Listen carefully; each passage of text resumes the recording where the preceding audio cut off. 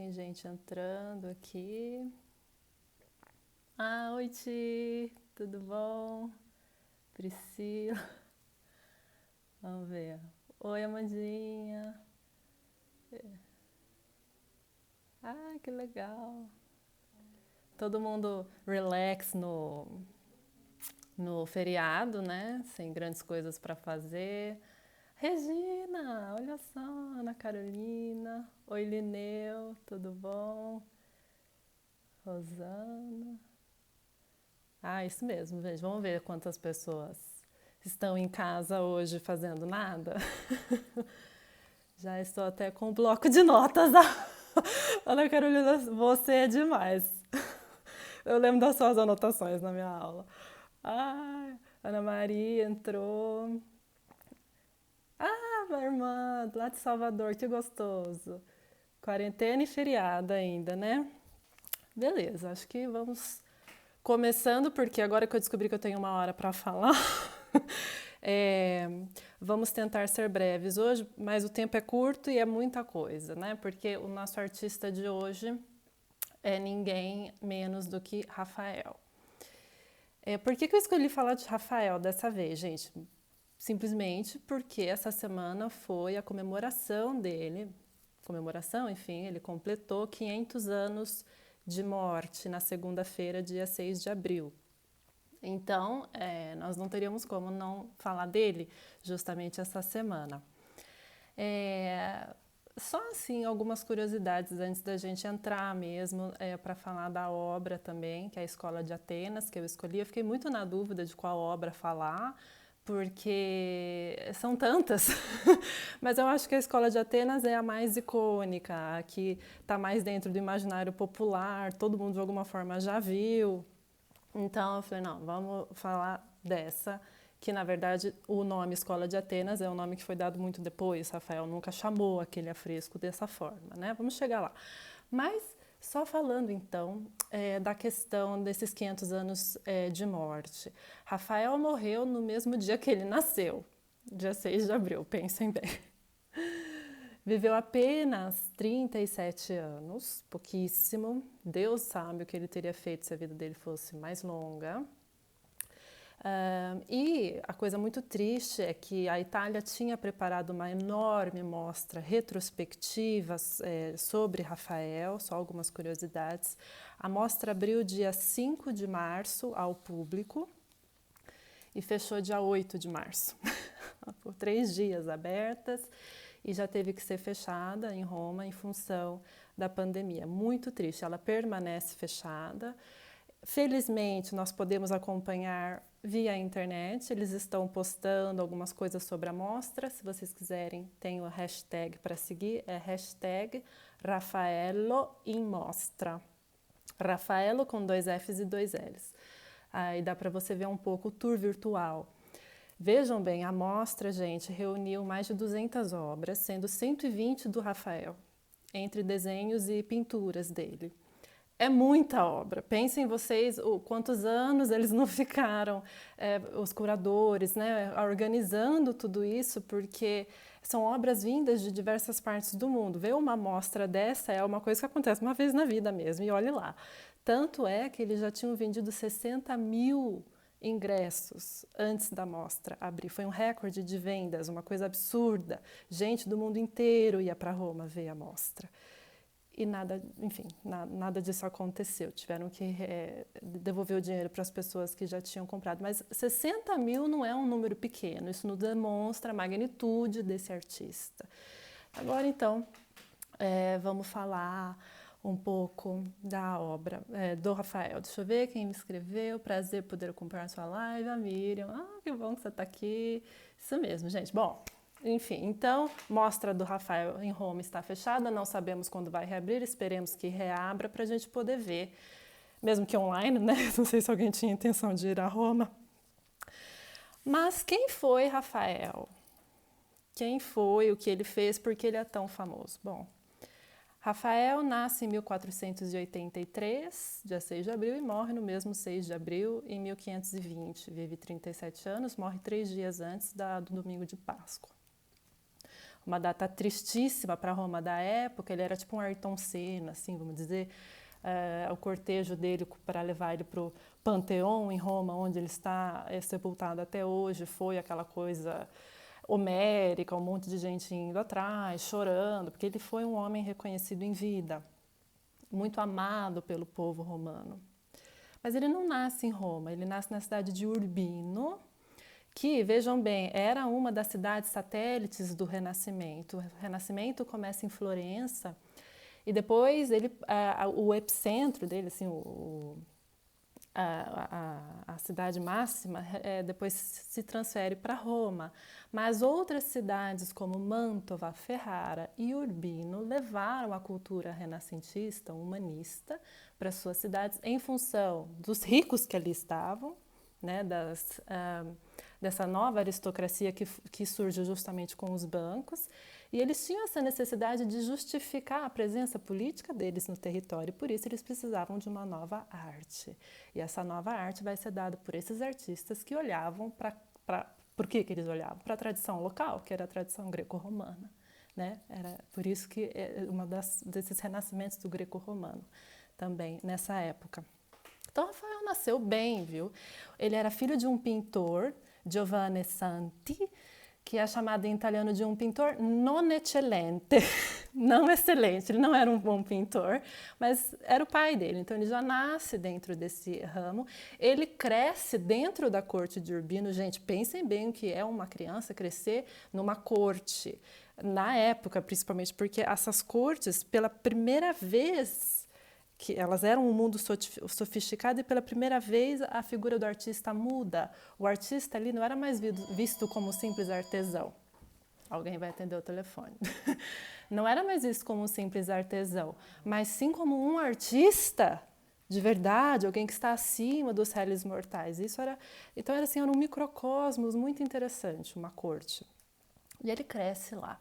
Ele depois se transfere para Florença, e só um detalhe, em 1504 ele chega em Florença em 1504. Gente, vamos apenas falar do que era Florença em 1504. Ninguém menos do que Leonardo da Vinci e Michelangelo estavam lá. Michelangelo em 1504 tinha acabado de esculpir o Davi.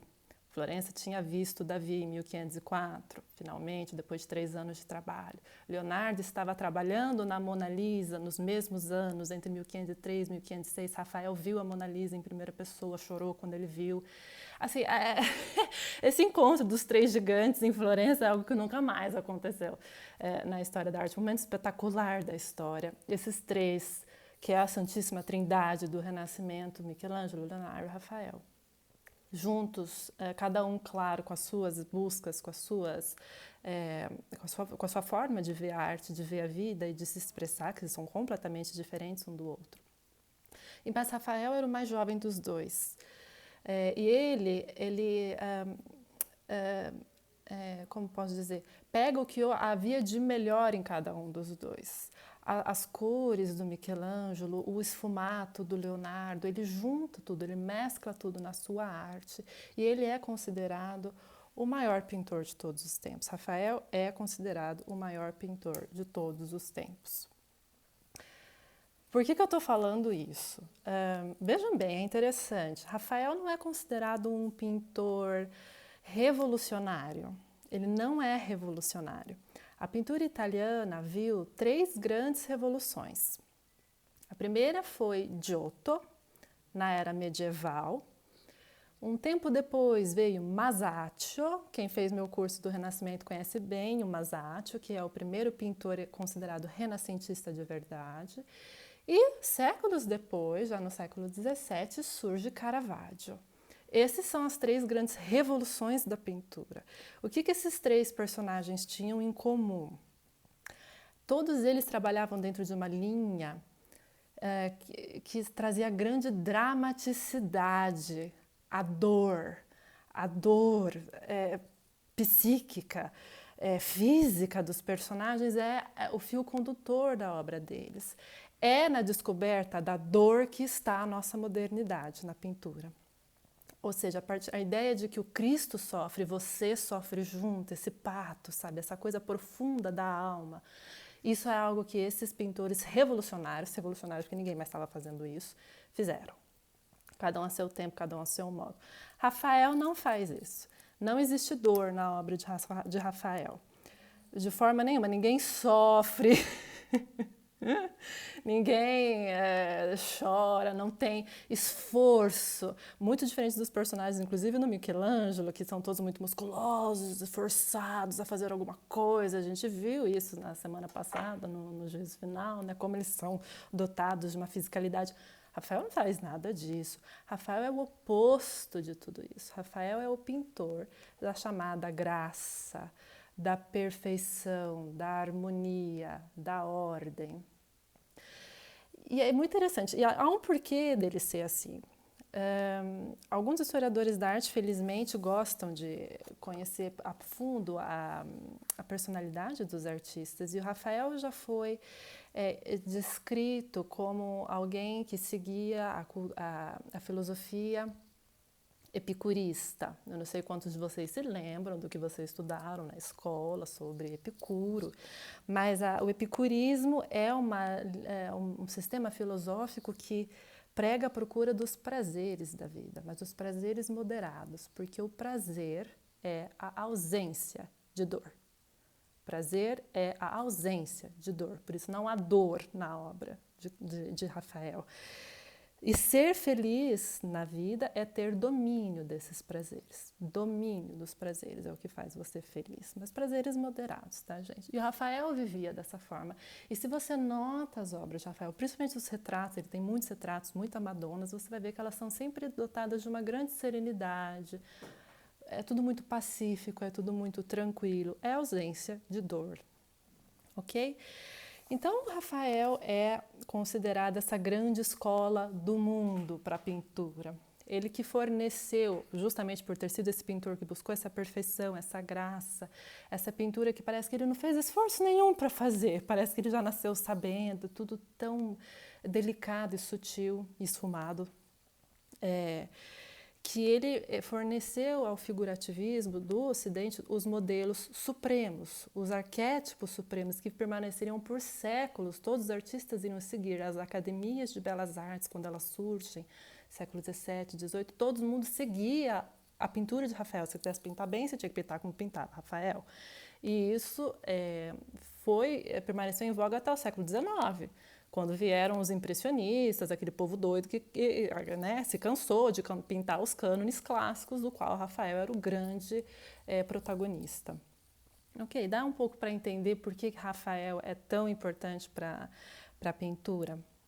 Ele era a escola do mundo. Ele continua sendo, na verdade, né? Porque ou você pinta como pintou Rafael, ou você não pinta como pintou Rafael. São os dois lados. Ou é Rafael ou não é Rafael. É mais ou menos isso. E só para a gente falar da questão dessa expressividade dele, não vem do nada, ok? Antes dele ir para Florença, ele estudou em Perugia com um pintor chamado Perugino, que nós temos que lembrar rapidamente do Perugino, só para a gente saber que muitas das coisas que a gente encontra na escola de Atenas, e agora eu acho que eu vou conseguir mostrar para vocês, calma lá. Ah, meu Deus, eu vou conseguir, gente, pera. Eu vou escolher o que eu quero mostrar. Ótimo, acho que eu consigo. Essa é a imagem. Lembre-se que a escola de Atenas é um afresco, ok, gente? Então, não é um quadro, não está pendurado numa parede. Ela é uma parede, ok? Uma inteira parede enorme. E essa é a imagem. Essa solução de você enquadrar dentro de um arco de semicircunferência, trazendo esse efeito de palco, esse efeito bem iluminístico e até mesmo ilusionístico, né? Ver como ele cria um furo na parede, a parede parece muito maior, muito mais distante do que ela é. Tudo isso, na verdade, já estava na pintura do Perugino, ok? Que foi, sim, o mestre com o qual ele aprendeu bastante. E só assim, a título de curiosidade, é tão interessante isso, que há um quadro que está no Louvre, que é esse quadro que provavelmente se chama Apolo e Daphne, não é muito bem certo quem são os personagens, eu vou colocar aqui. Ai, ficou meio grande demais. Bom, tudo bem, o quadro é esse, não sei diminuir, gente. Bom.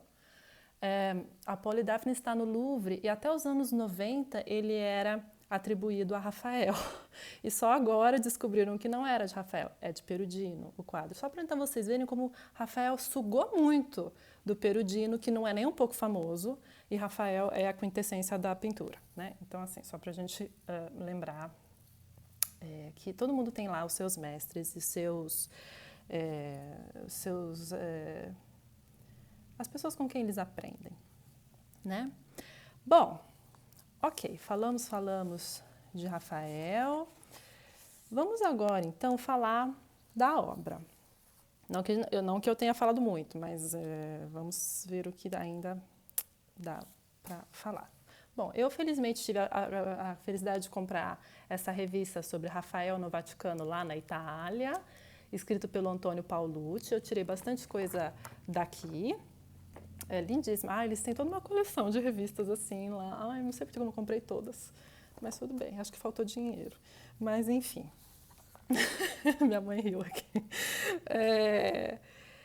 Escola de Atenas, aonde ela está? Hoje dentro do Museu Vaticano. Assim, ela está pertinho da Capela Sistina, que a gente estava falando na semana passada, gente. Quem já foi para o Museu do Vaticano talvez se lembra. Deixa eu ver, como descobriram que não era do Rafael, a obra do Perugino, Marina? Através de muitas fontes, porque Rafael nunca pintou uma obra com aquele tema, e depois raios infravermelhos e tudo, eles conseguem avaliar melhor a pintura. Mas isso, Marina, é para a gente lembrar que muita coisa que a gente viu nos museus, na verdade, às vezes está falando que é de alguém, na verdade não é, tá? É que faltam, às vezes, meios mesmo para descobrir, mas é sempre muito mais interessante para o museu ter um Rafael do que ter um Perugino, né? Então, às vezes, eles nem querem achar quem realmente é o autor. Bom, então, em 1508, vamos falar dessa data quando Rafael vai, a convite do Papa Júlio II, afrescar o que chamam hoje de as salas de Rafael. Na época eram as salas que funcionavam como aposentos papais. A sala onde está a Escola de Atenas era uma biblioteca papal, que chama Stanza della Segnatura, que também acabava sendo uma sala de representação, onde o Papa recebia pessoas e tal, assinava documentos, essas coisas. Hoje, felizmente, não tem mais nada. Nós temos que lembrar que era uma biblioteca, então tinham estantes. Os livros que estavam nessas salas deram a origem para os afrescos. Então, na sala da Stanza della Segnatura haviam livros de filosofia, tinham livros de direito, poesia e teologia. Então, todos os afrescos que ali estão, vamos simplesmente lembrar como é a Stanza della Segnatura aqui. Ela é inteiramente afrescada por Rafael. Cada uma das 4 paredes tem um afresco com um tema e o tema se referia aos temas dos livros que antes ali estavam, ok? Hoje não tem mais essas estantes, nem os livros, nem nada, são só as salas mesmo que a gente... E você nunca vai ver a sala do jeito que ela tá aí, sem ninguém. É sempre você e a torcida do Corinthians tentando tirar uma foto que fique decente, nunca fica, né? Mas é assim, é absurda a quantidade de turistas que vai lá. Bom, então, só para lembrar, 1508, o Papa chamou tanto o Rafael quanto o Michelangelo. Olha que Papa doido. Chamou os dois e os dois afrescaram, respectivamente, Stanza della Segnatura e Capela Sistina, a poucos metros de distância. Quem esteve lá lembra que você sai da sala de Rafael e já entra na Capela Sistina. É poucos metros, os dois grandes gênios, dois gênios trabalhando juntos, um ali e outro lá. O Michelangelo sempre, chato, não queria que ninguém visse, Rafael trabalhava para todo mundo ver. Né? Você podia entrar lá e ficar lá observando, ele pinta dele se achava, né? Parece que ele era bem querido por todo mundo, muito jovem, bonito, legal, simpático. Ele fica lá, ele chega aos 25 anos lá para pintar, Michelangelo tinha 33, e ele vai permanecer por 10 anos trabalhando nessas salas, ok? Deixa eu ver se eu falei tudo que eu queria falar. Só vou falar uma questão do Papa, que é interessante. O Papa Júlio II, que chamou esses artistas para refazer. Gente, refazer. Lembrem-se que o Michelangelo, quando fez o Juízo Final, destruiu algumas das obras que já estavam lá, do Perugino e dele mesmo. E aqui o Rafael também teve que destruir obras que já estavam afrescadas, que era do Piero della Francesca e de outros artistas, e que foi muito triste para ele. Imagina você ter que ir lá e delapidar a obra de alguém que você admira, porque o Rafael gostava muito do Piero della Francesca, que é um outro artista que eu recomendo quem não conhece. Imagina a tristeza, né? E isso é muito curioso. Muito curioso. E o Papa não só manda reestruturar a parte do Castelo Apostólico, mas também a própria Basílica de São Pedro. Gente, a Basílica de São Pedro que nós entramos hoje, lá, linda, maravilhosa, todo mundo fica assistindo as missas e tal, ela é de 1506. Ela destruiu a Basílica do século IV, que estava antes. Existia uma Basílica da época de Constantino, histórica, era a basílica original mesmo, do início do cristianismo no Ocidente, e o Papa Júlio II simplesmente mandou abater, simplesmente mandou, sabe assim, já tinha mais de 1.100 anos de história aquela basílica, inúmeras obras de arte lá dentro, isso foi tudo perdido, tudo perdido. A gente fica triste aqui em Londrina que derrubaram a nossa catedral para construir uma maior, foi igualzinho, mas guardadas as devidas proporções. Em Roma, né? A basílica de hoje não é a basílica original de Constantino, claro, é outra muito maior. Mas muito estranho, interessante que o Papa tenha feito isso. E quem refez o projeto foi o Bramante. Então tinha o Bramante, que é um arquiteto genial, refazendo a basílica, Rafael nas estâncias e o Michelangelo na Capela Sistina, gente. Só faltou Leonardo, né? Que estava em Milão. Bom, a saber também, essa sala que vocês estão vendo, a Stanza della Segnatura, durante o saque de Roma, em 1527, foi danificada pelos luteranos, eles chegaram a acender fogueira aí dentro, danificou os afrescos, parece que tinha até, sabe,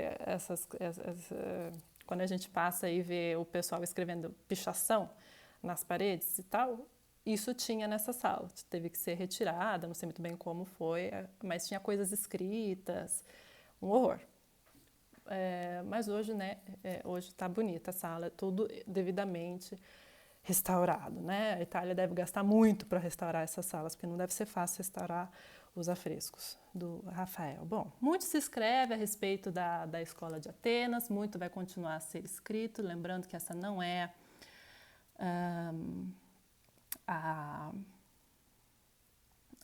o nome original, né? Eu acho que tem uma outra imagem. Bom, tudo bem, vamos deixar aqui por enquanto. Vamos falar então do que nós estamos vendo aqui. Bom, primeira coisa, como eu falei, a sala é inteiramente afrescada e a Escola de Atenas só faz sentido se você sabe que na frente dela tem um outro afresco com um tema teológico, que é a disputa do sacramento, ok? E eu sabia que eu tinha esquecido uma coisa, eu não pus a imagem da disputa do sacramento, mas tudo bem, eu vou mostrar aqui, que nem eu fiz na semana passada. Bom, a primeira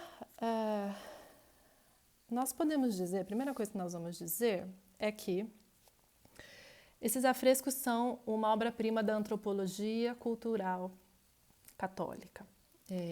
Eles transmitem uma mensagem extraordinária pela liberdade deles, pela lucidez e pela modernidade de visão que o Rafael teve. Nós estamos aqui no ápice da cultura do Ocidente. Nada foi feito mais representativo e significativo do que esse afresco mostra. O ápice da cultura do Ocidente, feita pela Igreja Romana, foi feita assim pela Igreja Romana, sob o fundamento da teologia católica e da filosofia platônica. É uma fusão de teologia católica e filosofia platônica. É isso que nós estamos vendo aqui, grosso modo. Para nós entendermos o significado dessa sala, da Stanza della Segnatura, nós temos que entender que a ideia geral que governa, isso é o que o Antônio Paolucci fala nessa revista minha aqui, a ideia geral que governa a decoração é: o primeiro dever do homem é o conhecimento. Você tem que buscar conhecimento. A alma deve conhecer a verdade, seja por meio da ciência e da filosofia, que é o que está na Escola de Atenas, seja por meio da fé e da teologia, que é o que está no afresco da frente, que é a disputa do sacramento, que é esse afresco aqui. De novo, se vocês tiverem como olhar essas obras maiores num outro dispositivo, olhem, por favor. Nós temos aqui ao centro desse afresco os dois grandes filósofos. Deixa eu ver se você consegue. Não. A minha cara fica na frente do Aristóteles. Enfim, os dois grandes filósofos que fundam, na verdade, todas as linhas filosóficas, que é Platão e Aristóteles. Eles estão bem ao centro. Eu esqueci de falar um pouco da arquitetura, depois eu falo. Bem ao centro.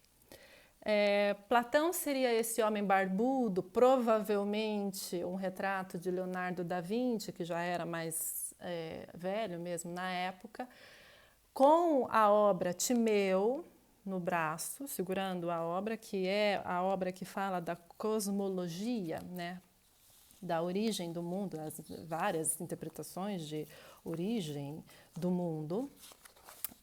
Inclusive é aí também que ele fala de Atlântida.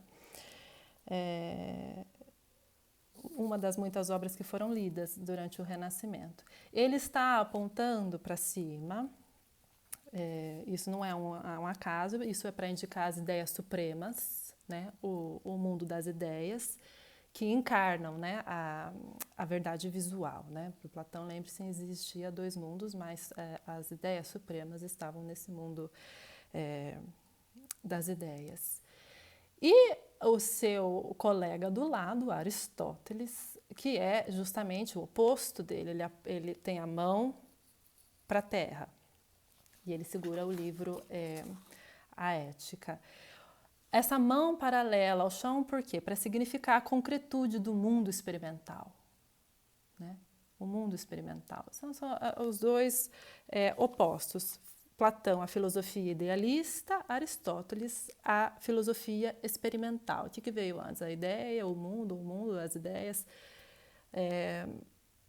São as duas grandes linhas de todos os artistas do Renascimento. Quem fez meu curso lembra que desde o começo nós falamos de duas grandes linhas na arte, uma linha transcendente, que é platônica, e uma linha imanente, que é experimentalista e aristotélica.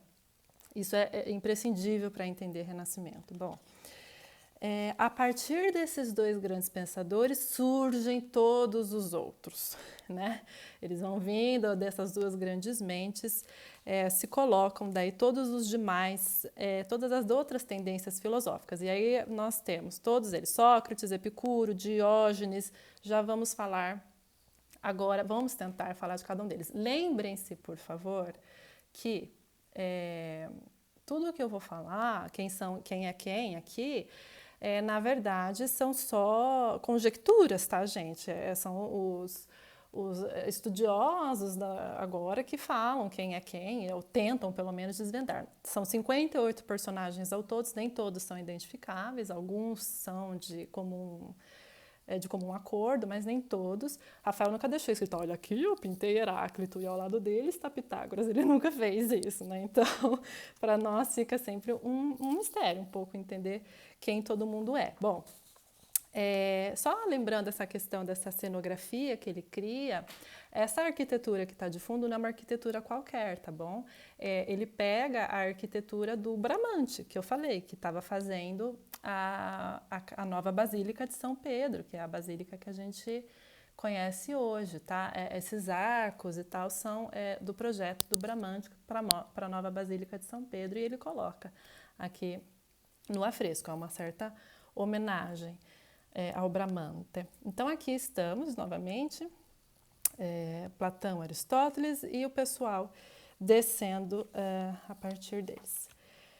Vamos tentar ver se eu consigo. Bom, aqui nessa imagem dá para ver, eu espero que dê para ver, eu acho que dá. Eu também não sei tirar os comentários, que deles ficam na frente do que eu queria ver também, mas tudo bem. Eu acho que dá para ver que à esquerda do Platão, voltado para um grupo de jovens numa túnica verde, está o que talvez seja Sócrates, que não precisa assim de muita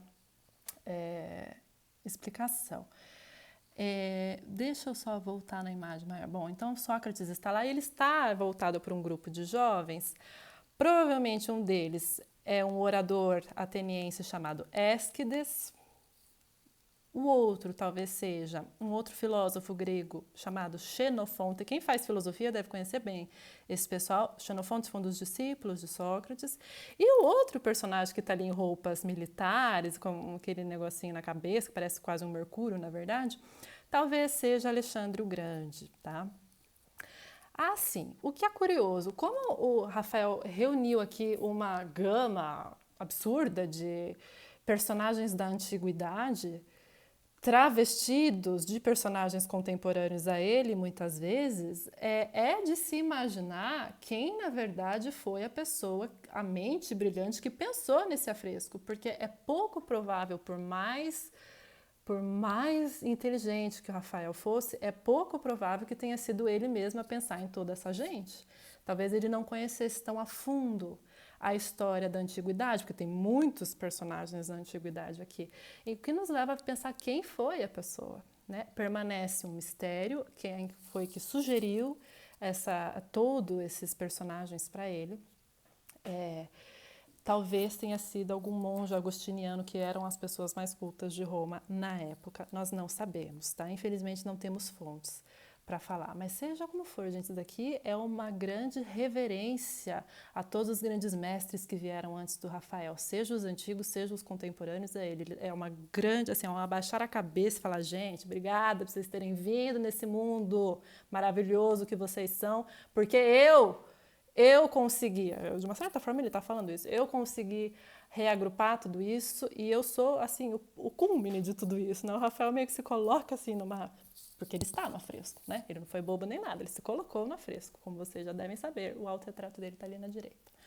Bom, continuando. Na extrema esquerda, que eu não consegui, ou eu consegui, calma, talvez eu tenha conseguido, eu já não sei mais. Esse Instagram muda todas as imagens. Ah, sim, estava aqui. Estava ali em cima o grupo do Sócrates e tal. Na extrema esquerda, não dá para ver nessa imagem, você tem um velho, bem velhinho, bem na extrema esquerda. Deixa eu ver, acho que tem uma criança junto com ele, ele está com... Isso, ele tá com tipo um chapéuzinho verde na cabeça. Talvez ele é identificado como Zenão. Alguém conhece Zenão? Vocês talvez não conheçam o Zenão, mas vocês talvez conheçam a corrente filosófica que ele funda, que é o estoicismo. Que ele funda por volta de 300 antes de Cristo. Enfatiza a paz de espírito conquistada através de uma vida plena de virtude, de acordo com as leis da natureza. Traduzindo, o estoicismo é uma filosofia baseada na razão. Esse é muito legal. Vamos só falar um minuto do estoicismo, porque vale a pena. Existe para os estoicos uma providência natural que regula todo o cosmos. Então, assim, o vento venta, isso é perfeito. Os pássaros voam, isso é perfeito. Existe uma perfeição na natureza. E essa perfeição, esse adequamento da natureza é Deus para eles. É muito sofisticada a versão de Deus para os estoicos. E para você ser feliz, você tem que estar bem alinhado à natureza. Eu até tenho aqui escrito, o homem vive bem quando ele vive como vive a natureza, ajustado, alinhado e encaixado no universo. A vida é divina quando ela respeita as inclinações naturais. Essa era a filosofia que seguia, ninguém menos que Leonardo da Vinci. Aí você entende porque ele gostava tanto, respeitava tanto e contemplava tanto a natureza e estudava tanto a natureza, porque você só vive bem quando você vive ajustado à natureza. Essa é a filosofia estoica do Zenão, que está ali no canto. Ao seu lado, em pé, com um livro, vocês estão vendo um homem com um livro?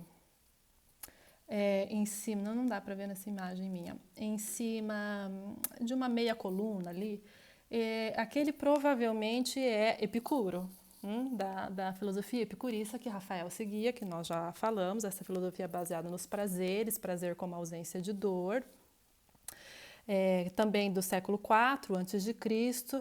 Essa filosofia, claro, baseada em prazer, sofre um declínio, óbvio, né, com a igreja, e ela seria depois retomada durante mesmo o Renascimento e principalmente durante o Iluminismo laico, né, que redá um pouco de vida e significatividade, digamos, para o epicurismo. Em primeiro plano, agora vai dar para ver nessa imagem que eu estou mostrando, em primeiro plano à esquerda, Pitágoras faz uma lição de aritmética e teoria musical a um grupo de alunos, então é esse que está aí sentado. Vocês estão vendo esse homem sentado no primeiro plano, né, com o livro aberto, fazendo uma lição. À frente dele tem um homem em pé segurando uma tabuleta, dá para ver alguns símbolos ali, talvez seja Parmênides, talvez vocês lembrem de Parmênides também da escola. Ele foi um filósofo, ele aprofundou bastante aquela teoria começada já pelo Xenofonte, da ideia de uma unidade que sustenta toda a criação. Essa ideia vai ser a base da filosofia platônica, né? A ideia de unidade é muito forte em Platão. Esse homem atrás do Pitágoras, que está em verde com o turbante, provavelmente foi Averroes. Ele tinha um nome árabe, Abu, não sei das quantas. Averroes é o seu apelido, vamos dizer assim. Ele nasceu em Córdoba em 1126, era medieval. Ele foi várias coisas, na verdade. Ele escreveu sobre vários assuntos, filosofia, teologia, mas principalmente ele fazia comentários sobre Aristóteles, sobre a obra de Aristóteles, tanto que ele fica conhecido como o comentador. E é interessante, porque as traduções das suas obras, os seus comentários sobre Aristóteles despertam todo um novo interesse na Europa da época. Pense numa Europa medieval, não se lia muito Aristóteles, aliás, pouquíssimo. Aliás, só se lia o Aristóteles metafísico, que tinha um pouco a ver com religião. O Aristóteles político não era lido. E despertam, então, um novo interesse em Aristóteles. O seu pensamento gera depois diversas controvérsias, a ponto de ele ser condenado pela Igreja Católica em 1270. Seus ensinamentos chegam a ter um nome, o averroísmo, mas depois ele começa a voltar de moda no século XVI. Esse é o Averroes. E ainda nesse primeiro plano tem uma figura bastante interessante, que é essa figura de branco, que está um pouquinho atrás aí do Pitágoras, entre Pitágoras e Parmênides, vocês estão vendo. É uma figura que nós não sabemos quem é. Por quê? Ela tem traços femininos. Quem seria? Será que é mesmo uma mulher? As pessoas, o debate é ferrenho, hein, gente? É um homem ou uma mulher, essa pessoa de branco com essas vestes meio da Grécia Antiga, helênicas, assim? Quem é? Quem poderia ser? Bom, teoricamente seria um homem, tá? Se for um homem, é identificado como Francesco Maria della Rovere, que era duque de Urbino, da cidade onde veio Rafael, que também era sobrinho do Papa, Júlio II. Se for ele mesmo, a interpretação que se dá é de que ele estaria aí como para incorporar um conceito grego. O conceito fala kalokagatia, não sei se é isso mesmo, sei lá, que é essa ideia de correspondência entre beleza e bondade, que é o ideal supremo de um homem, por isso ele estaria envolto assim numa veste do espírito helênico, assim, mas talvez não seja, talvez seja uma mulher, há quem veja uma mulher. Se for uma mulher, poderia ser Hipátia, ou então Hipácia, não sei quantos conhecem, ela é reconhecida a primeira matemática mesmo da história. Ela viveu em Alexandria, no Egito, já dominado pelos romanos, no século IV, mais ou menos em 350, ela provavelmente nasceu. Ela não foi só matemática, na verdade, ela foi astrônoma, filósofa neoplatônica, e ela foi morta por uma multidão de cristãos. Olha que legal. E por isso ela ganha esse status de uma mártir da liberdade de pensamento, né? Porque ela foi morta justamente pelos ensinamentos dela. É ela mesma? É uma mulher mesmo? Há quem diga ainda que essas feições dela sejam da Fornarina, que era a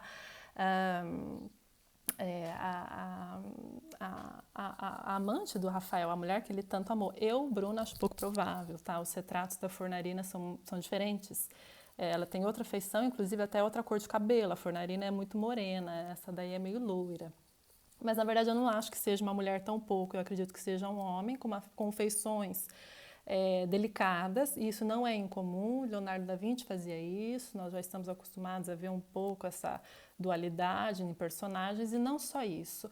Ela olha para fora, é a única personagem, junto com o Rafael, que olha para fora, isso é muito curioso. Entretanto, se você olha o afresco que está de frente, que é a disputa do sacramento, você vê que ali também tem um personagem meio feminino, meio masculino, que também olha para fora, que é o anjo. Na disputa do sacramento, ele é o anjo. Então, talvez seja um correspondente a um anjo do lado da disputa do sacramento e a uma outra personagem que também embala essa ideia de virtuosidade e tal do outro lado. Acho pouco provável que ele tenha colocado uma mulher aí, gente. Por mais maravilhoso tenha sido Rafael, nós estamos no século XVI, né? Bom, vamos para o outro lado. Vamos agora para o lado da direita, que é o grupo. É mais difícil de reconhecer quem são, tá? Quem é quem aqui na hora do dia. Rapidamente, vamos falar. O homem vestido de vermelho. Deixa eu ver. Onde que eu consigo ver ele? Olha, eu tinha uma imagem mais próxima aqui dessa pessoa de branco. Ok, aqui. Aqui é a parte da direita. Aquela pessoa vestida de vermelho, aquele senhor vestido de vermelho, é provavelmente Plotino. Plotino era ele que funda o neoplatonismo, que é importantíssimo para a arte de Florença. Michelangelo tanto estudava, Botticelli também. Enfim, inúmeros ensinamentos. É ele, provavelmente, porque ele está em pé embaixo de uma estátua que está em cima ali, que é a estátua de Atena, né, que é a deusa da filosofia para os neoplatônicos. Tem um outro homem de vermelho sentado ali escrevendo alguma coisa que eu adoraria saber quem é. Se alguém souber, me fale, porque eu sempre que sabia, eu não acho lugar nenhum quem é essa criatura. E ele está na capa do álbum do Guns N' Roses, o Use Your Illusion, aquele álbum duplo. Você quem lembra, quem gosta de Guns, essa é a capa, esse homem aí, X. E eu não sei quem é, adoraria saber. Bom, e no grupo de baixo, em primeiro plano, vocês estão vendo que tem um homem curvado para frente? Esse homem curvado para frente é Euclides, com as feições do Bramante. Okay? Nós temos o Euclides, que parece desenhar um teorema ali num quadro negro, e depois várias pessoas ali maravilhadas com o que eles estão fazendo. É uma homenagem ao Bramante. E ao lado direito dele nós temos um personagem de barba, que é o Zoroastro, que está segurando a esfera celeste, e o Ptolomeu de costas para nós com o globo terrestre. Ao ladinho deles, não vai dar para ver aqui nessa imagem, mas tem uma pessoa olhando para nós, e essa pessoa olhando para nós é o Rafael, como a dizer, olha que maravilha que eu fiz, gente, podem contemplar, por favor, que eu deixo. Né? Sempre quando tem alguém olhando para nós, geralmente é um autorretrato do pintor. E vamos falar desses personagens que estão ao centro, meio deslocados. Tem dois. Um deles é esse senhor largado no meio das escadas. Nessas escadarias está Diógenes, ok? Quem foi Diógenes? Quem será que foi Diógenes? Diógenes foi um dos grandes da corrente do cinismo. Vocês estão vendo, todas as correntes filosóficas estão aqui, as importantes, né, da Grécia Antiga. A história dele é muito interessante. Realmente, Diógenes vivia dentro de um barril no meio das ruas de Atenas, com o mínimo que ele precisava para sobreviver. Por que ele fazia isso? Os cínicos entendiam que é melhor você se afastar dos bens materiais se você quiser atingir uma plenitude do conhecimento. Então ele se afasta de tudo que é luxo, tudo, porque para eles isso cega o ser humano. E é interessante que a história conta que o Alexandre o Grande chegou a falar com Diógenes, e olhou para ele e falou, mas o que você... o que você quer, né? O que você quer da vida? E existem duas versões. Uma das versões ele falou, saia da frente do meu sol. Ou a outra versão é, Senhor, apenas não tire de mim o que você não pode me dar. Não tire de mim o que você não pode me dar. Olha que coisa bonita. Aí tanto que parece que Alexandre falou, se eu não fosse Alexandre, eu queria ser Diógenes. É esse homem que está aí. O que é interessante dos cínicos é que eles eram homens simples, nômades, sem família, sem pátria. E ao contrário dos epicuristas como Rafael, que gostavam dos prazeres da vida, os cínicos não, ele acha que o prazer leva o homem à alienação. O prazer leva o homem à alienação. E a felicidade, então, não pode ser encontrada em nada que seja supérfluo, né? Mas sim no autoconhecimento, por isso ali sozinho. E o outro personagem é esse também que está ainda mais para frente, esse cabisbaixo, moribundo, meditabunda, como diz meu pai. Quem seria ele? Estão vendo? Ele está sozinho num bloco de mármore. Ele deve ser Heráclito, que também foi um filósofo pré-socrático, é considerado o pai da dialética, e ele tem aquelas frases interessantes, né? Não sei se vocês lembram também na escola, que tudo flui, nada é permanente, exceto a mudança é a única coisa que é permanente, ninguém entra no mesmo rio duas vezes, porque quando isso acontece você já não é mais o mesmo, e nem as águas, né? A gente estuda isso na escola, esse é o Heráclito, e ele está aí sozinho, o que é muito interessante. Nós temos o desenho preparatório dessa obra. Gente, é o único afresco da história do Renascimento que sobreviveu, o cartone, chama cartone em italiano, é o papel, cartone, né, o papelão, digamos assim, o papel grandão, no qual o artista fazia o desenho que ia ser colocado no intônaco, né, naquele gesso preparatório para fazer o afresco. Ele existe.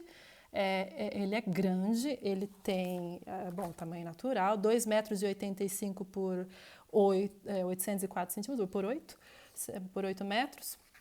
E como vocês estão vendo, aí em cima está o desenho preparatório, embaixo está o afresco. Vejam que no desenho preparatório esse personagem, o Heráclito, não estava. Ele adicionou depois que a obra já estava feita. Essa foi a última coisa que ele fez. Ele adicionou o Heráclito. Por que será que ele fez isso? O Heráclito tem as feições do Michelangelo.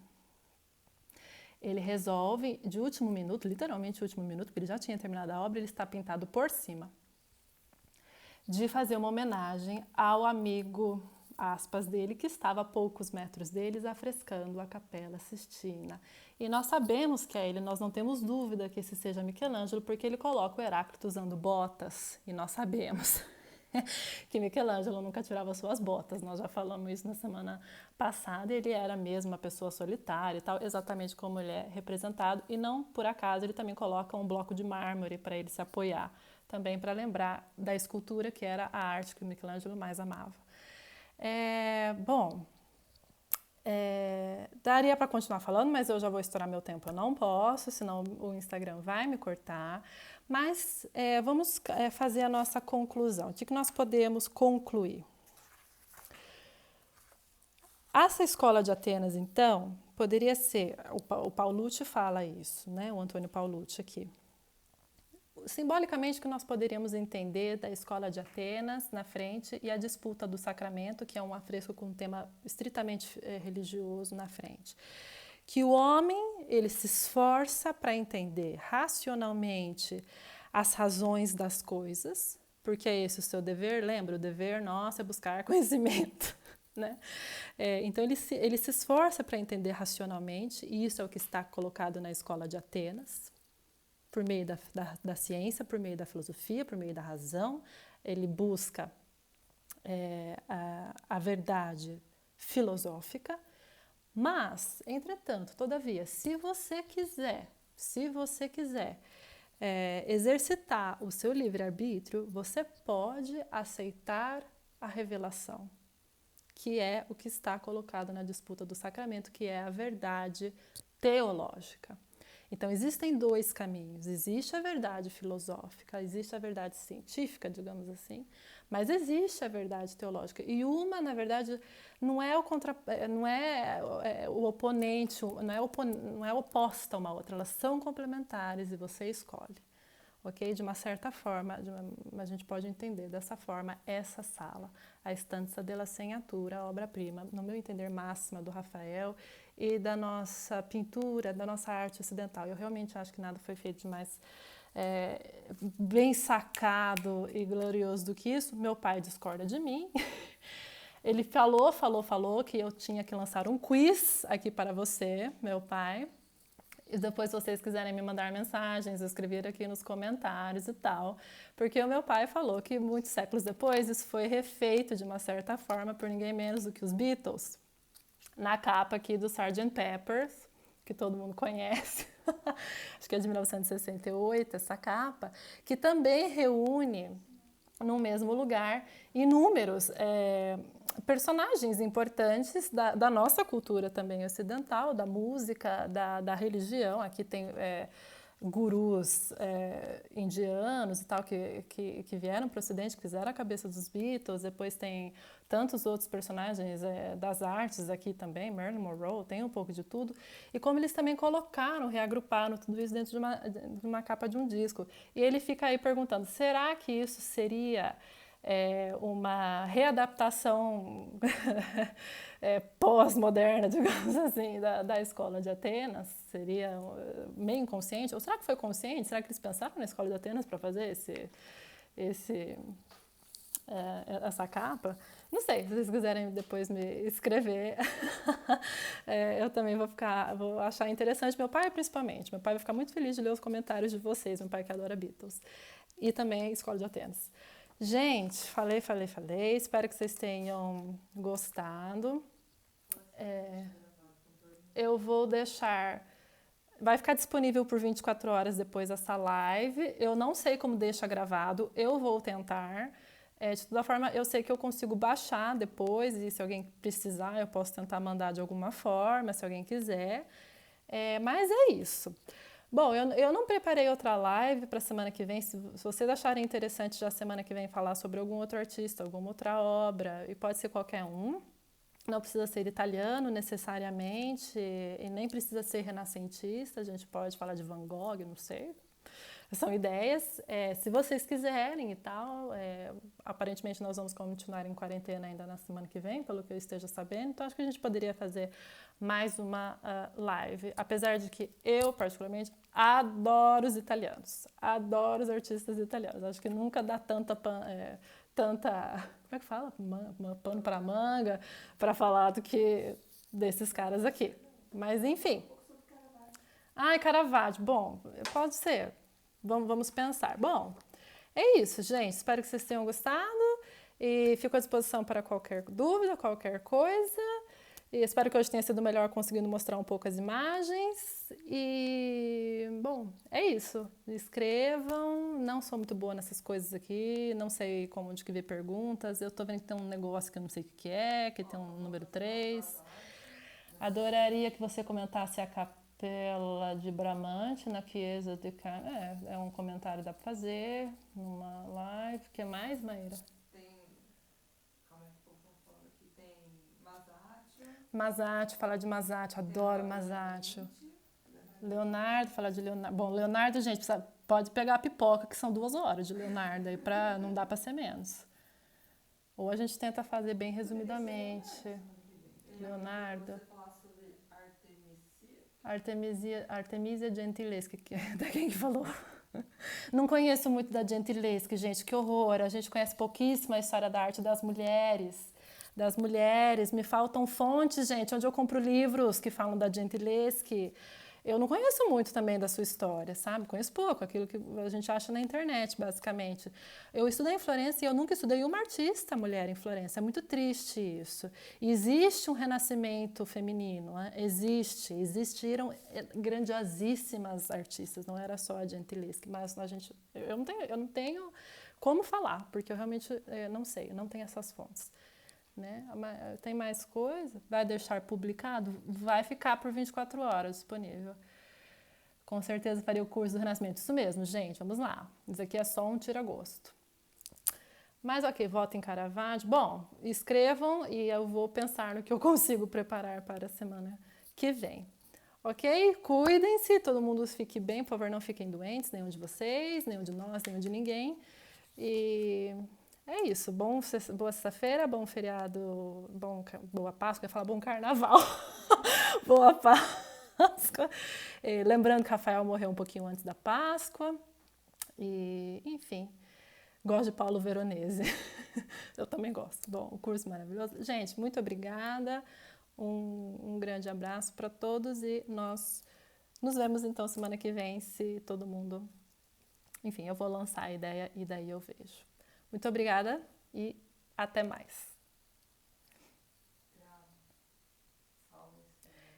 Encerrar. Tem certeza de que deseja encerrar? Sim, encerrar agora.